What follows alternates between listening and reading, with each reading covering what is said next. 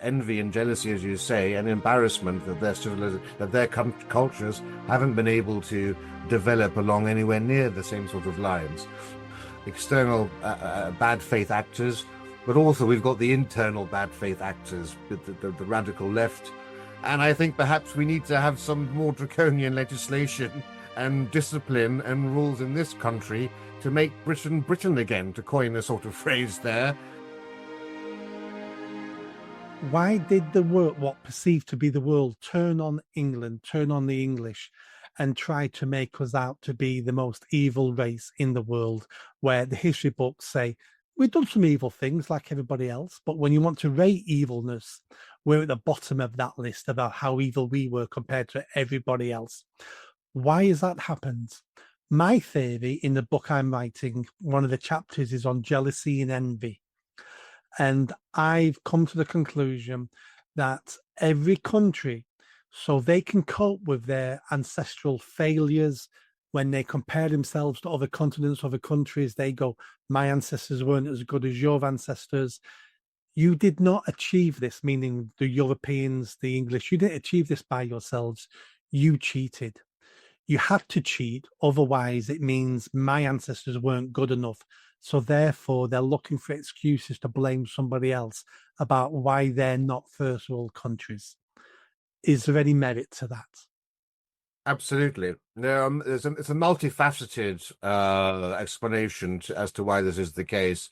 And in essence, Britain is caught in a pincer movement between those very things you've just spoken about, the external bad faith actors, but also we've got the internal bad faith actors, the radical left, who have marched through all of our institutions and captured it, and are now perpetuating a very anti-British, anti-Western Marxist philosophy that you now see emanating through all of our media, our museums, our schools, and so forth, preaching all of this. Now, they're doing it for a very specific reason, but let's focus firstly on what you're talking about here. And yes, it's undeniable. What you see very often is when you look at outcomes, when you look at productivity, when you look at the health of these countries around the world, they will say, well, it's because of the British Empire that we're in this state.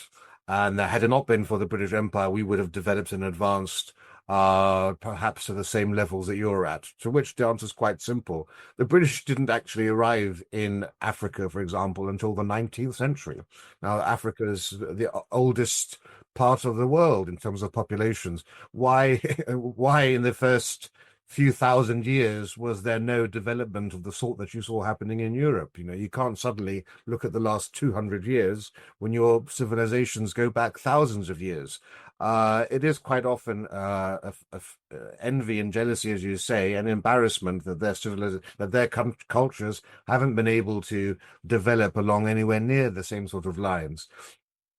That also applies to Asia. You know, Asia has been the cradle of civilization for thousands of years. You know, Britain and the West were absolute backwaters for thousands of years. It's only since the 1700s that Europe could really claim to be the most important part of the world.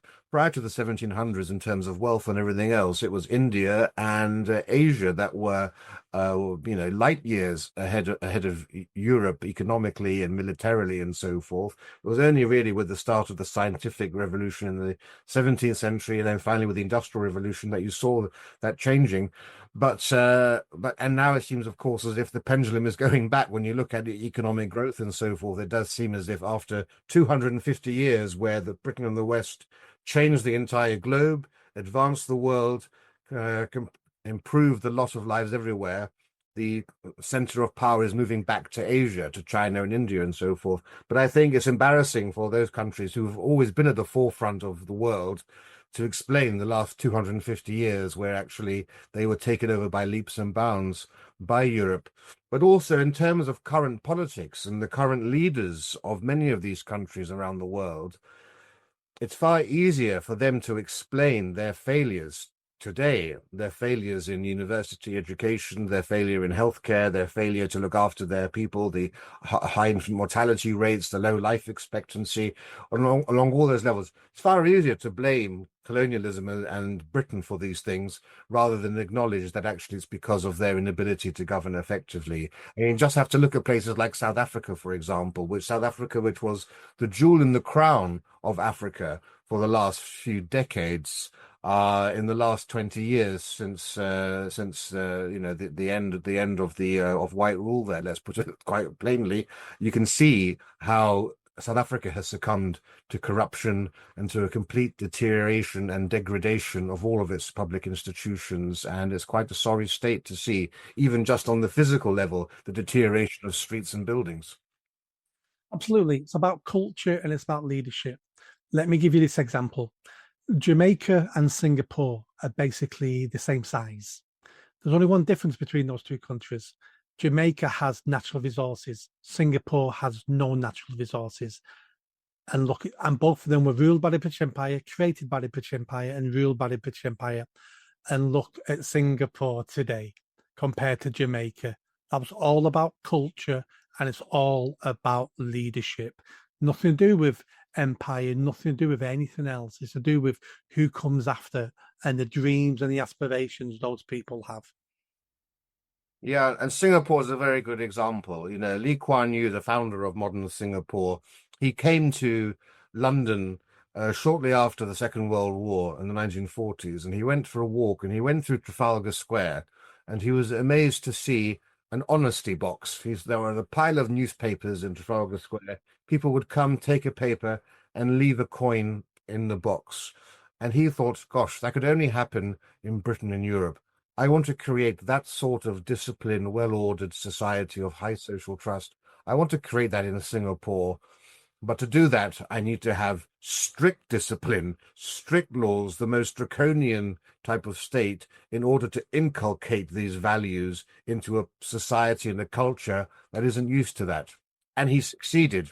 And that's why Singapore now is the great powerhouse that it is, why it's probably the safest country or one of the safest countries in the world to live, one of the most well-ordered, high levels of social trust. If you drop your wallet, you'll probably find it there the next day, if not the next week. It hasn't gone into a police station. And well, it used to be cheekily, but now not so cheekily. I now rather think that, you know, he wanted to make Singapore like Britain. I think now we need to make Britain like Singapore. And I think perhaps we need to have some more draconian legislation and discipline and rules in this country to make Britain Britain again, to coin a sort of phrase there. And, you know, in Singapore, you get caned, you get judicial caning if you have antisocial behavior and everything else. And quite often I wonder in this country whether, you know, we've lost all sense of control over the more feral elements of our society who just laugh if they get a prison sentence or a fine or an ASBO. Maybe we need to think about judicial caning and other things to bring back some sense of civility to our streets. I agree, but let's be honest. I don't think you could have honesty boxes in any of our cities anymore now.